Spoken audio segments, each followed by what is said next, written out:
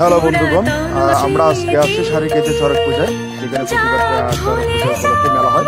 তো আজকে আপনাদেরকে দেখাবো মেলাতে কি কি হয় বা মেলাতে কি কি আর আমরা মেলাতে কিভাবে তো আপনারা পাশে থাকুন। ধন্যবাদ। এসো এসো এসো হে বৈশাখ, এসো এসো এসো হে বৈশাখ, এসো এসো।